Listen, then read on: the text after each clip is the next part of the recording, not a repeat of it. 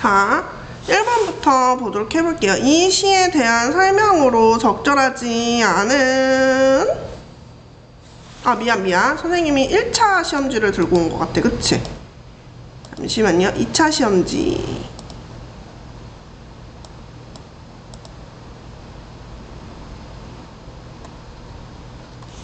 잠시만요. 아유, 놀래라. 1차 시험지를 가져오다니. 첫 번째, 이 시에 대한 설명으로 적절한 것은 이라고 하는 작품이었어. 그래서 보면은 지금 너가 고른 건 2번인데 모순된 진실이라고 하지. 모순의 밑줄 쫙 긋고 같이 필기하자. 이따가 나가기 전에 선생님이랑 필기한 것도 당연히 같이 인증해야 돼. 모순된 진술이라고 하는 건 역설법이야. 우리 표현법에서 이미 배웠지? 가 작품은, 우리가 지금 이 작품은 별에는 밤이고, 별에는 밤에는 모순된 진술인 역설법이 존재하지는 않았어요.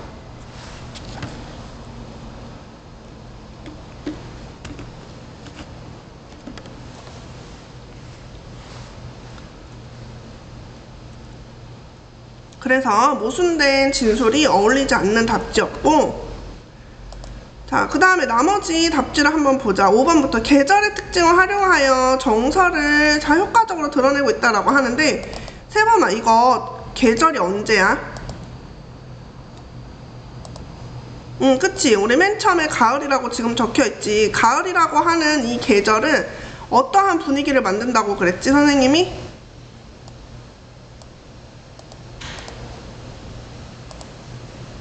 어떠한 분위기를 만든다고 했죠? 쓸쓸함이라고 하는 분위기 만든다고 했어요.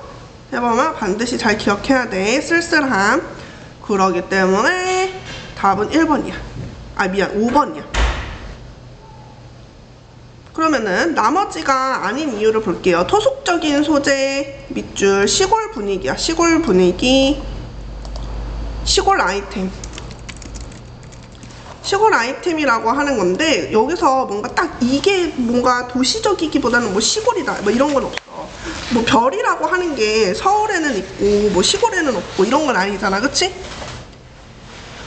그래서 그렇고, 대상의 양면성 이런 것도 아니었고, 상승과 하강의 이미지도 아니었어요. 상승, 하강은 뭔가 위를 보거나 아래를 보거나 이런 느낌이야. 그리고 이중적 어조는 말투가 2개라는 뜻인데 전혀 관련 없기 때문에 넘어갈게요. 자, 그 다음에 세범이가 고른 5번 문제 볼게요. 내재적 의미의 밑줄 쫙 필기합시다. 내재적 의미라고 하는 건 세범아, 작품 자체만 분석해라 이 뜻이야. 그러면은 외재적이라고 하는 거에는 총 3종류가 있는데, 반영론, 표현론, 그리고 효용론 3가지가 있어. 이렇게 쓰자. 시대를 반영하고 작가가 표현하고, 그리고 독자에게 효용 가치가 있다. 효용이라는 말이 어려워서 좀 더 추가로 설명 쓰면 쓸모라는 말로 씁시다. 자, 일단 먼저 적고 갈게요. 적는 시간 30초. 글씨 이쁘게 쓰세요. 세범아, 글씨 또박또박 쓰는 것도 집중하는 하나의 방법이라고 했었지?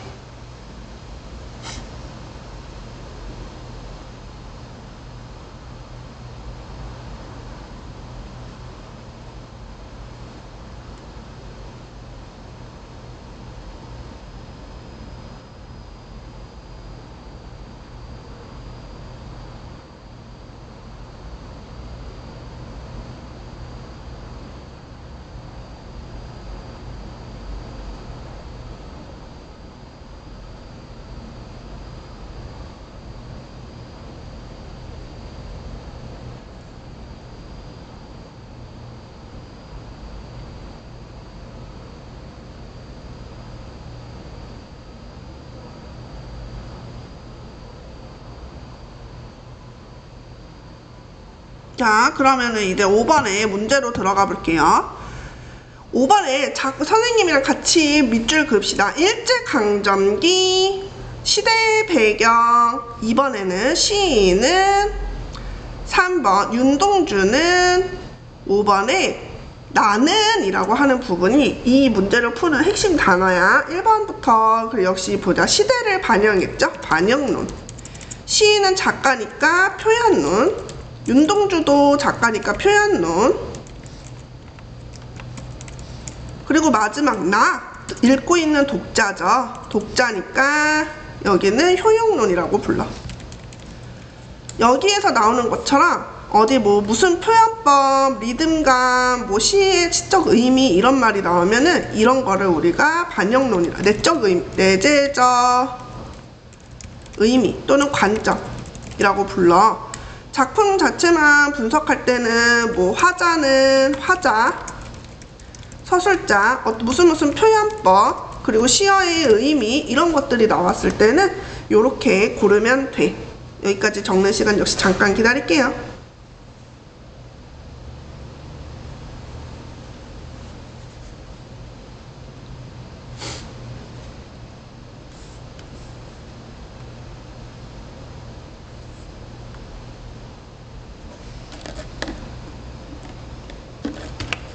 자, 그 다음에 7번.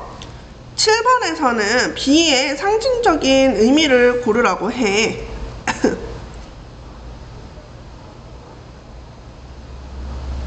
그러면은 여기서 별의 의미를 고르라고 하는 거거든.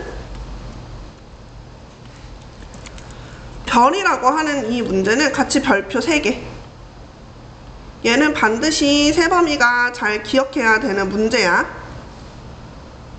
여기서 7번에 별이라고 하는 거는 첫 번째로 회상의 매개체야.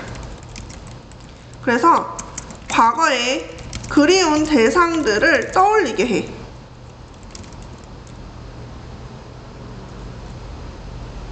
그리고 두 번째로 거리감이 느껴져. 가고 싶지만 갈 수 없어.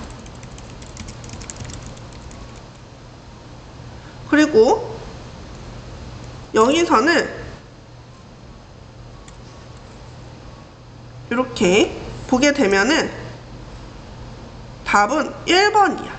광복이 이 시에서 광복을 의미하는 시어가 실제로 존재하는데 그거는 봄이야. 봄에 대한 의미 기억합시다. 봄이라고 하는 건 새 시대 혹은 출발, 새 출발, 희망이라고 우리가 이미 배웠어. 그래서 새로운 시대니까 현재 이 시의 배경은 일제강점기잖아. 그러니까 이 시대에 이런 것에 새로운 시대는 당연히 광복이 되어야 되는 거지. 자, 여기까지 적고 다시 한번 살펴볼 시간 선생님이 30초 드릴게요. 천천히 또박또박 쓰세요.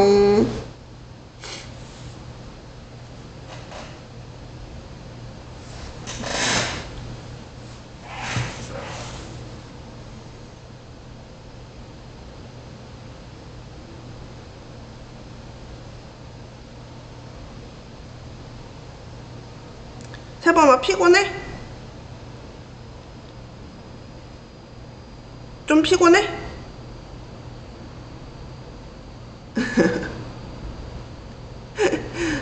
한번 물어봤어. 그 캐릭터가 사람 얼굴을 인식해서 눈을 깜빡깜빡 하잖아. 근데 아까 저렇게 눈을 반만 뜨고 있길래 한번 물어봤어.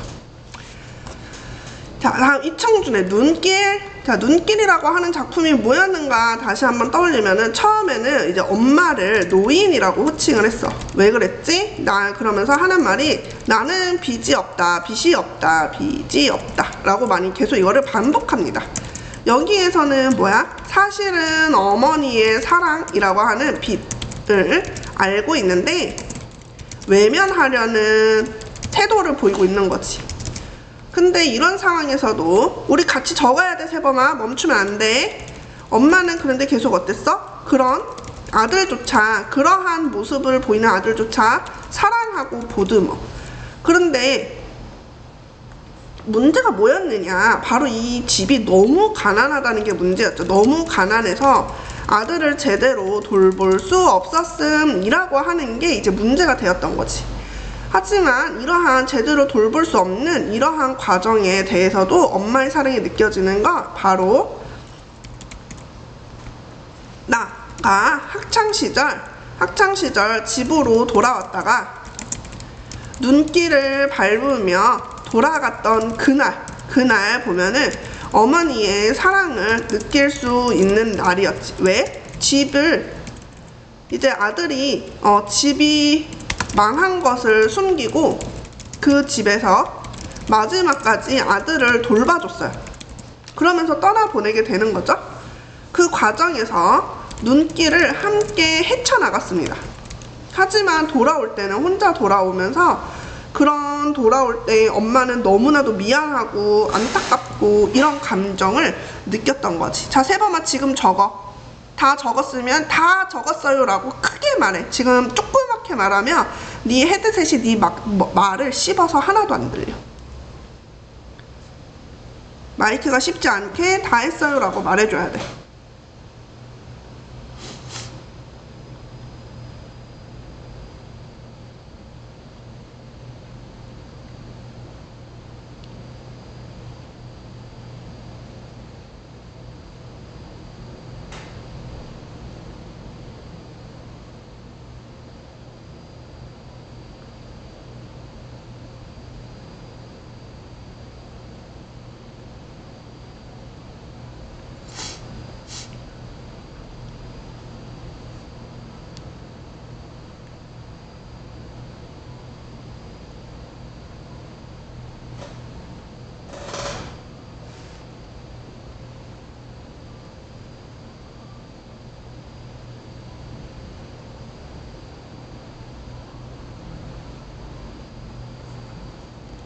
뭐라고 세범아? 쓸 자리가 없으면 여기 꼭 선생님이랑 똑같은 자리 안 써도 돼. 여기 밑에 11번 밑에 여백도 있고 여기 위쪽에 복제부로 옆에도 여백 있으니까 그런 여백을 많이 활용해줘.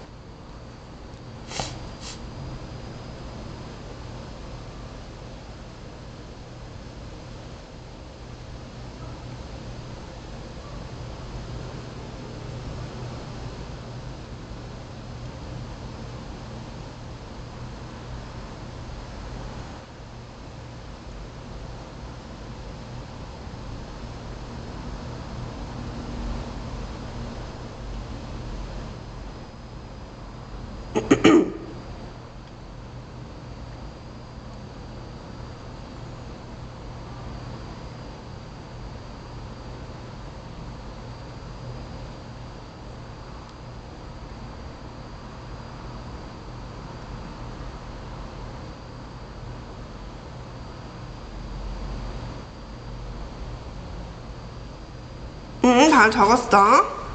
자, 그러면 계속해서 보면은 윗글의 서술상 특징으로 가장 적절한 8번 문제를 한번 보도록 해보자. 일단 8번의 답은 2번이야. 세번만 선생님과 함께 같이 별표 해주세요. 요거 꼭 외워주세요. 이 옷괴가 바로 되게 중요한 개념인데, 여기서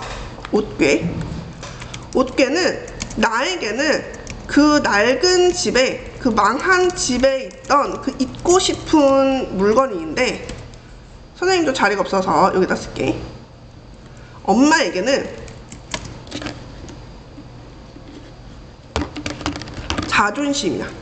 자존심이자 아들을 사랑하는 마음을 상징을 해. 그래서 답이 2번이라는 점을 꼭 기억해주고,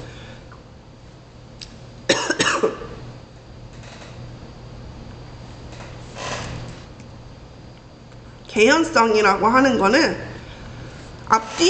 앞뒤가 스토리의 이야기의 앞뒤가 잘 연결되는 것을 의미해. 근데 여기는 그런 건 없어. 사실 엄마가 그냥 말로 설명해. 근데 이 작품에서는 압축적으로 제시되거나 엄마가 말로 설명해주는 게 대부분이어서 3번은 안 어울리는 답지였어. 천천히 필기하고 넘어갈 수 있도록 할게요.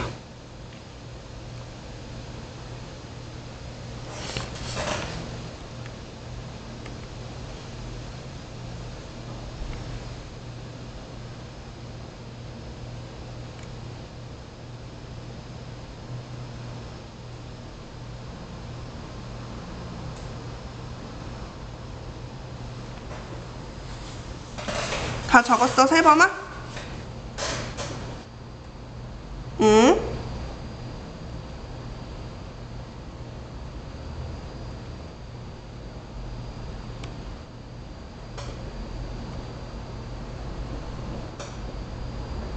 응?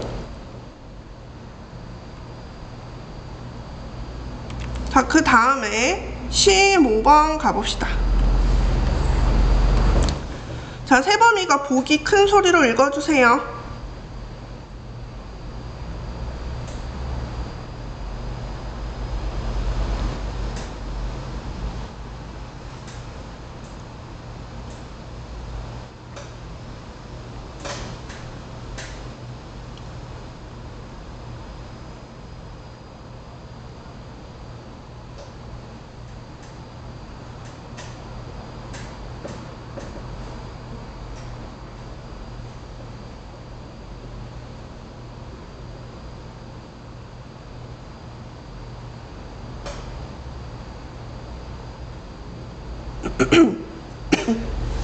응?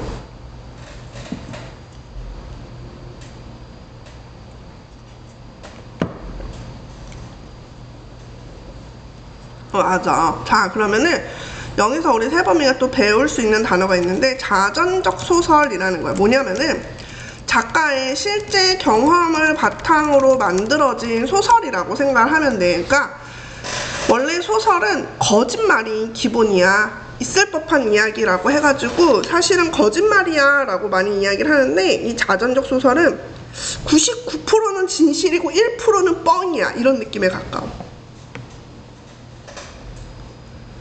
그래서 이런 거를 자전적 소설, 실제로 작가의 경험을 바탕으로 이 작품이 쓰여졌다 라고 하는 거 쓰고요. 잠시 답부터 먼저 설명을 할게요. 여기서 보면은 가장 적절한 거를 골라라 라고 했는데, 그래서 답은 3번이지. 여기서 보면은 이미 보기만 읽어도 본인이 겪었던 일, 작가가 겪었던 일이니까 작가의 경험과 유사하다라고 하는 거죠.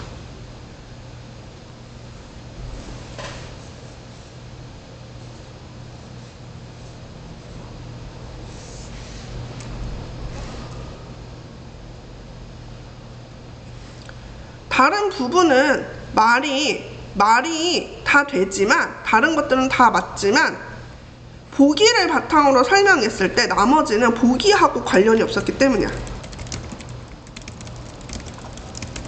실제로는 그냥 이 글에 대한 특징으로 적절하지 않은 것은 뭐 이렇게 골랐을 때는 여기는 적절하지 않은 내용은 없고 다 맞는 이야기야. 다 맞는 답인데 보기하고 관련이 없다는 이유로 이렇게 고릅니다.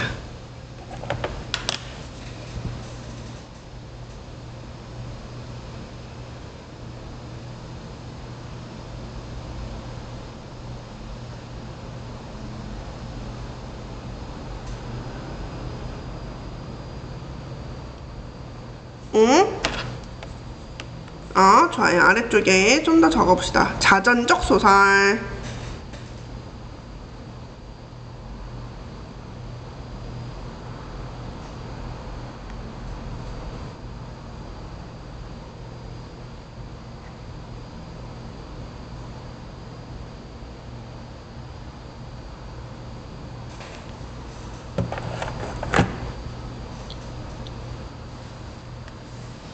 자, 여기까지 적었어, 세범아?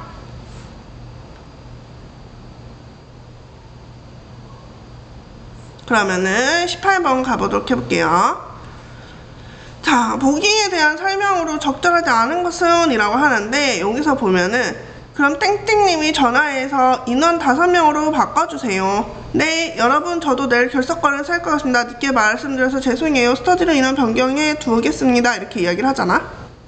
근데 지금 보면은 선배라는 호칭 대신에 그냥 이름 뒤에 땡땡님을 붙여서 부른데, 옛날에는 선배라고 부르는 게 더 당연했거든. 그런데 그러지 않게 되고 님이라고 부른다는 거지. 그래서 여기서 보면은 옛날 같았으면 어떻게 쓸까라고 생각해보면 이게 좀 더 옛날이었다면, 선생님이 대학교 다니던 시절만 해도 25학번은 23학번에게 존댓말과 함께 그 선배라고 불렀을 거야. 23학번은 25학번에게 25학번에게 편하게 말하면서, 그러니까 반말하면서 불렀을 거야. 반말했을 거야. 근데 그러지 않고 지금 현재 상황을 보니까 서로 무슨 님이라 부르고 존댓말을 함께 사용하고 있어요.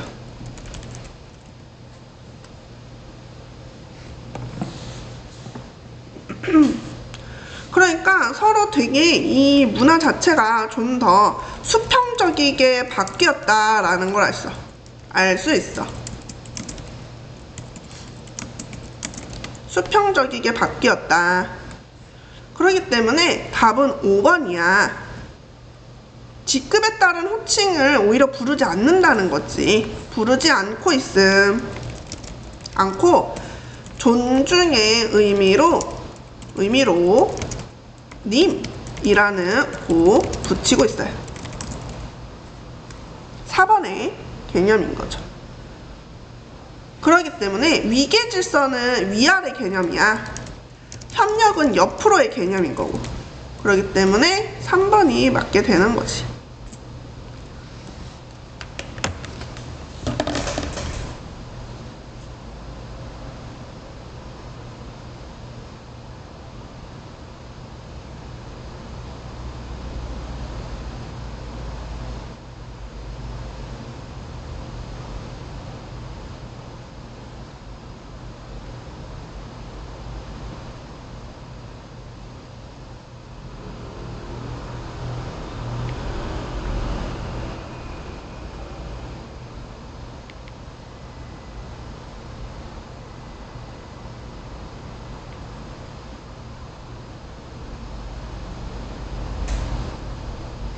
적었어, 세범아?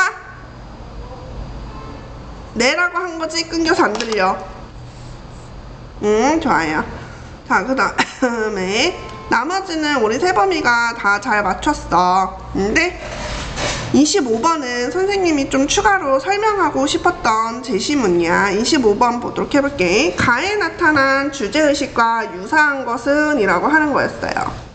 가에서 나타난 주제는 이거는 사람이 오는 것의 그런 인연의 소중함 이런 거잖아. 그치? 서로 함께 하는 게 소중하다라고 하는 거죠. 그러니까 서로 맞이하는 게 중요하니까 여기서는 25번에 그래서 1번으로 가는 거지. 2번은 지금 너를 기다리고 있대. 뭔가 기다림의 절실함. 맑은 하늘을 보았다 하는 거 물어보죠. 그럼 반대로 해석하면 돼. 하늘을 보지 못함 이렇게. 그러니까 뭔가 지금 부정적 현실임을 알 수 있게 됐고, 가지도 오지도 못하는데 가고 싶은데 못 간다 이런 느낌으로 해석을 하면 되겠죠? 마지막으로 이육사의 광야 작품의 경우에는요, 이육사는 일제강점기 때 독립에 대해서 많이 이야기를 하던 작가야. 그렇기 때문에 여기에서 이육사의 광야는 광복에 대한 믿음이라고 우리가 항상 생각을 하면 돼. 광복에 대한 염원. 요거 같이 가볍게 적어두세요.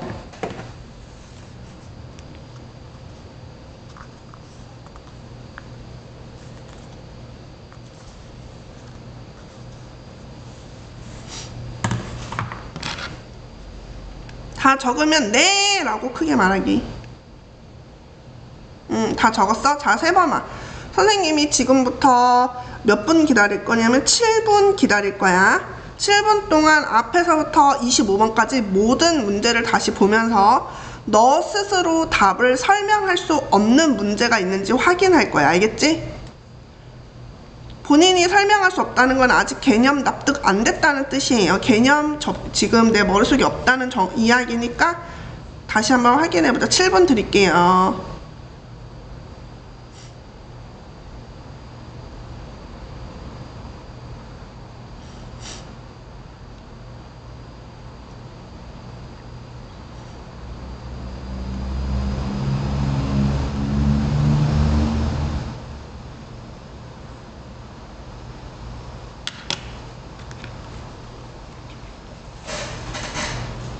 세범아 보고 있는 거지? 너의 캐릭터는 고개를 숙이지 않아서 하는 말이야. 멍하니 있지 말고.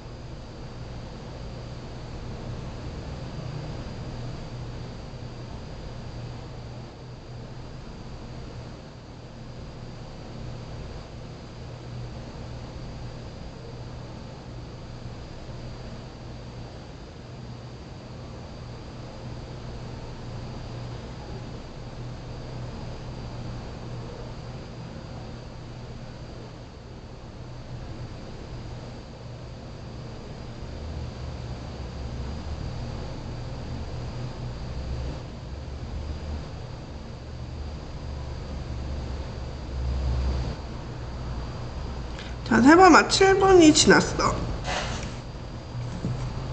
스스로 납득할 수 없는, 설명할 수 없는 문제가 있니? 크게 말해보자.